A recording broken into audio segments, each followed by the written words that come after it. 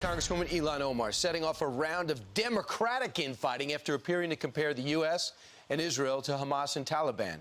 She's now walked back some of her statements to a degree.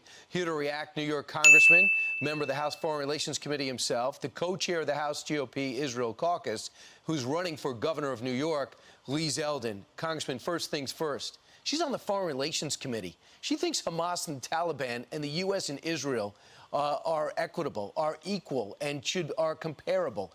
Where do you go from here with this statement? Okay. Where do we go from this statement that is like literally true? Like, how do we deal with this actually true statement?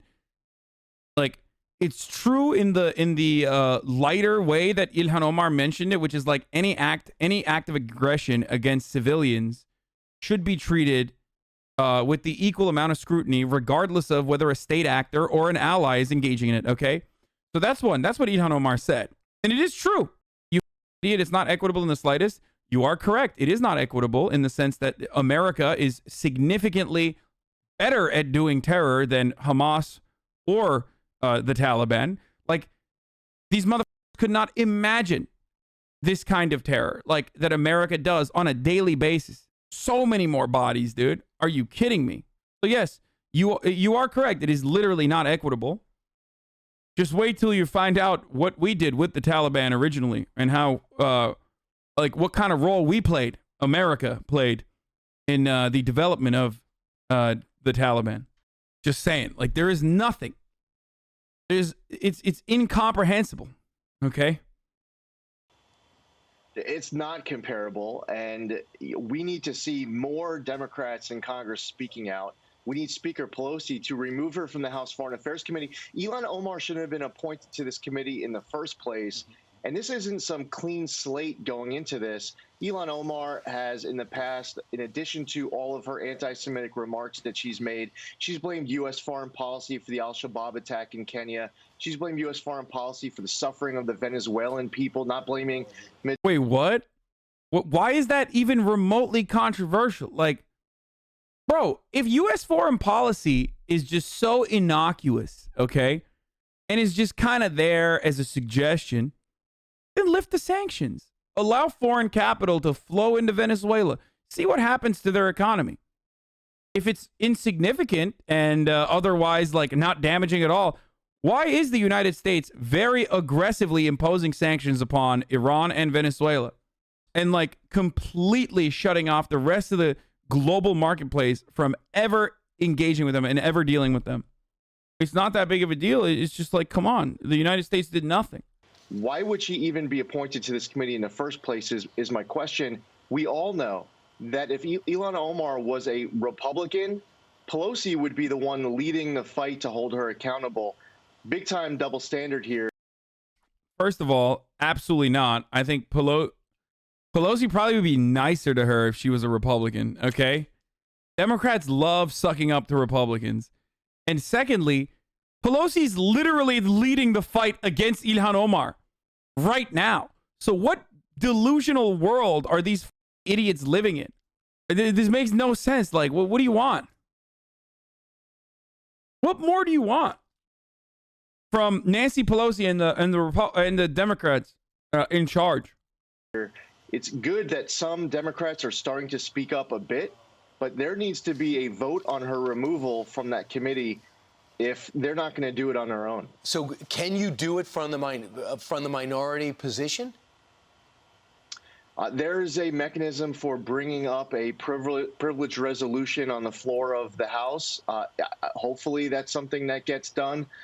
And that would force a vote. It'd be interesting to see if these Democrats who are willing to say some stuff publicly would be then voting to protect her, to keep her on the committee. It's time for her to account and to throw her off that committee. By the way, that's the least of the consequences here. And this doesn't, one thing that she likes to say in defense, she starts to using her biographical, demographical information as her defense. This has nothing to do with religion, ethnicity. That's so strange because there's a white lady in the district across the fucking river from Ilhan Omar that never gets this kind of coverage.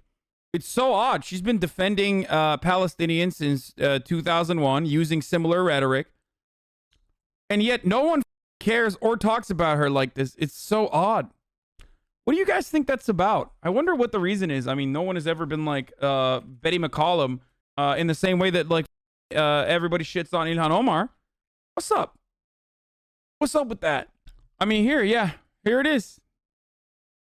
McCollum introduces historic legislation defending the human rights of Palestinian children and families living under Israeli Military Occupation Act. And by the way, she's been doing this. She's been doing this for a long ass time too. It's not even new. Anyway. Ethnicity, race, gender, political party. This has to do with her as a member of Congress putting out all this anti-American propaganda. There should be a very heavy political price to be paid. You know, there's a theory that when you're a first-generation American, you're the most appreciative American. You've studied the citizenship. You worked hard to get it. It's not easy. Doesn't seem to be the case with her. So the other part about this that I'm disgusted by, there was another video from another Fox News commentator, which always is like, know your fucking place, like you're a refugee. You know what I mean?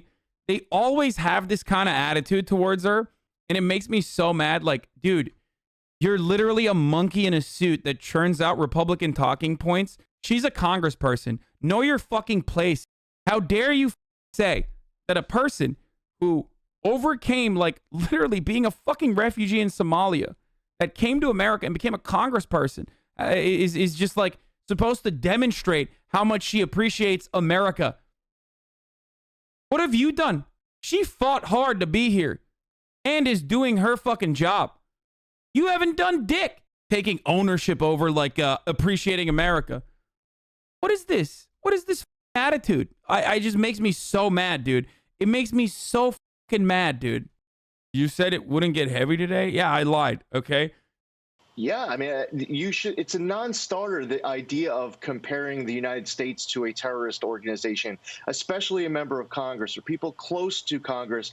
But it's outrageous even if any American who's not anything to do with politics anywhere in this country were out there speaking out like this. So, Ilhan Omar is someone's, there's a lot of people following her, and they look to her as their leader. And this is something that if you don't confront it, it's going to get worse. Why?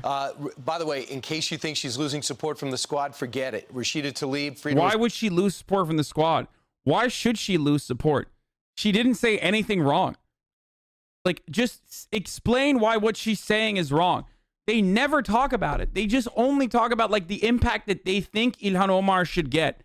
The consequences that Ilhan Omar should face. And that comes from a place of profound privilege where they're just like, we don't even need to talk about it. She's just a fucking Muslim lady with a hijab who's a refugee. You should know your fucking place. And then they move on. Like, it's crazy. Why are we not even engaging in a conversation about, like, why what she said is, like, disastrous or some shit? Like, no. He literally just said, know your fucking place, and then moved on to, like, I can't believe people are not upset at her about this. That blows my mind. Like, that's so fucking insane, dude. Like, that's nuts. Speech doesn't exist for Muslim women. The benefit of the doubt doesn't exist for Muslim women. AOC, pretty sick and tired of the constant vilification, intentional mischaracterization, and public targeting of Ilhan Omar, Cori Bush, Jamal Brown, all of them part of the so-called squad. So they do not have leverage. The Pelosi bunch does not have leverage. They lose the squad, they basically lose the majority. They're not going to get anything passed. So I wouldn't hold your breath, Congressman. They're not going to rattle her cage anymore, it doesn't seem. Appreciate you. Why would they do that? Like, why should they do that?